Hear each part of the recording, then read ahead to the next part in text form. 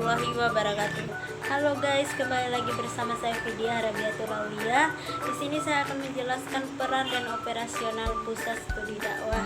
Apa itu dakwah? Jadi, dakwah adalah kegiatan menyampaikan dan mengajak orang kepada ajaran Islam. Tujuan dakwah adalah untuk memperkenalkan, menjelaskan, dan mengamalkan nilai-nilai Islam baik kepada umat Islam itu sendiri maupun kepada orang yang belum mengenal Islam. Dakwah bisa dilakukan melalui berbagai cara termasuk ceramah, tulisan, dialog, dan media massa dengan harapan untuk meningkatkan pemahaman dan praktik agama serta memperkuat hubungan sosial dan spiritual. Langsung saja ke pembahasan yang pertama, yaitu apa itu studi dakwah. Jadi studi dakwah memiliki peran penting dalam pengembangan pemahaman dan praktik agama Islam di berbagai konteks sosial. Dakwah sendiri adalah proses penyampaian ajaran Islam kepada orang lain, baik itu untuk memperkuat iman umat Islam maupun untuk menarik minat orang-orang yang belum mengenal Islam. Berikut adalah beberapa peran utama studi dakwah. Mari kita simak secara bersama. Poin yang pertama yaitu pengembangan strategi penyampaian. Studi dakwah membantu dalam merancang strategi yang efektif untuk menyampaikan pesan Islam. Ini mencakup teknik komunikasi, pendekatan yang sesuai dengan audiens yang berbeda, serta penggunaan media yang tepat.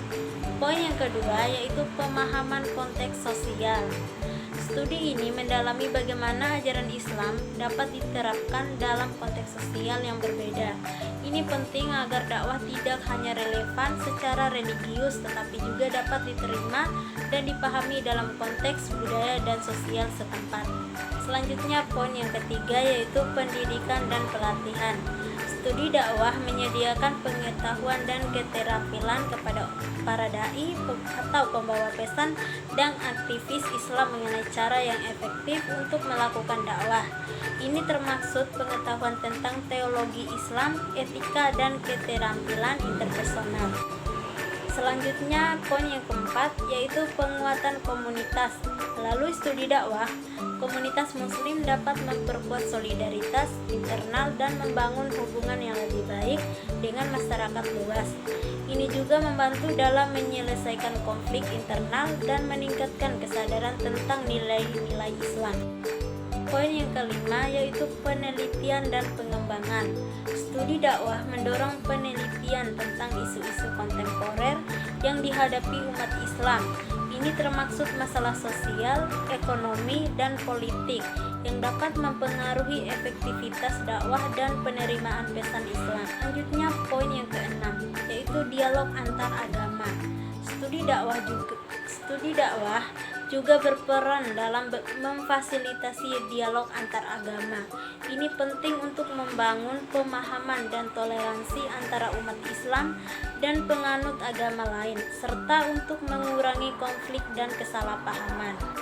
Selanjutnya poin yang terakhir yaitu poin ketujuh, inovasi dalam metode dakwah. Dengan mempelajari dakwah secara mendalam, para akademis dan praktisi dapat mengembangkan metode baru dan inovatif dalam penyampaian ajaran Islam yang sesuai dengan perkembangan zaman dan teknologi.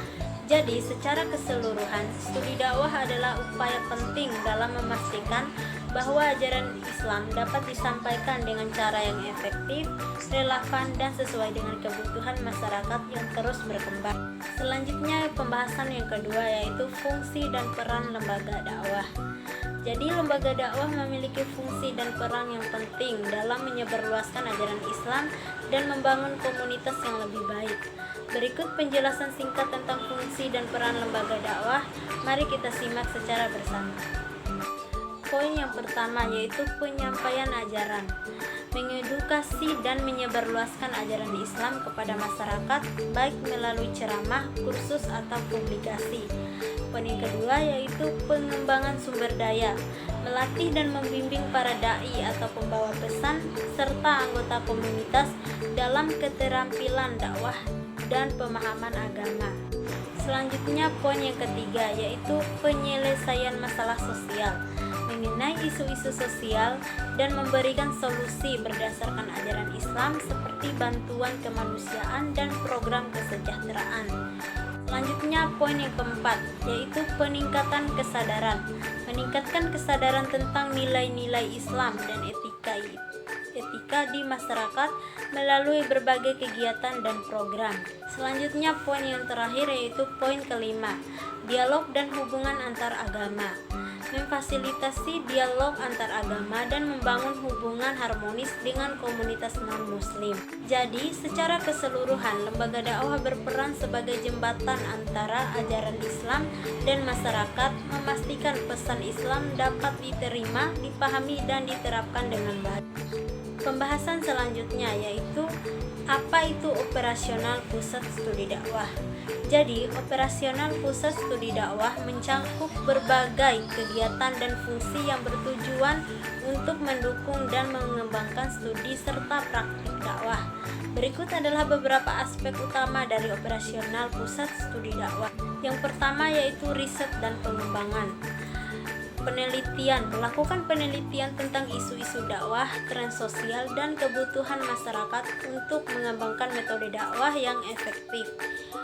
Pengembangan kurikulum, menyusun dan memperbarui materi pendidikan dan pelatihan dakwah berdasarkan temuan penelitian dan kebutuhan terkini. Poin yang kedua yaitu pendidikan dan pelatihan. Kursus dan workshop menyelenggarakan pelatihan untuk dai dan aktivis dakwah mengenai teknik penyampaian pesan, pemahaman agama, dan keterampilan komunikasi. Terus ada program sertifikasi, memberikan sertifikasi atau pengakuan kepada individu yang telah menyelesaikan pelatihan dakwah. Poin yang ketiga yaitu publikasi dan informasi. Ada jurnal dan buku, menerbitkan jurnal, buku atau artikel berkaitan dengan studi dakwah dan penelitian terkait. Terus ada media sosial dan website, mengelola platform digital untuk menyebarluaskan informasi materi dakwah dan hasil penelitian kepada audiens yang lebih luas. Poin yang keempat yaitu konsultasi dan advis. Ada bimbingan, memberikan bimbingan dan konsultasi kepada lembaga, dakwah atau individu mengenai strategi dan metode dakwah. Selanjutnya ada kolaborasi, bekerja sama dengan lembaga lain baik lokal maupun internasional untuk meningkatkan efektivitas dakwah. Poin yang kelima yaitu kegiatan sosial dan komunitas. Yang pertama yaitu program kesejahteraan, mengadakan program sosial seperti bantuan kemanusiaan, pendidikan, dan kesehatan yang selaras dengan nilai-nilai dakwah.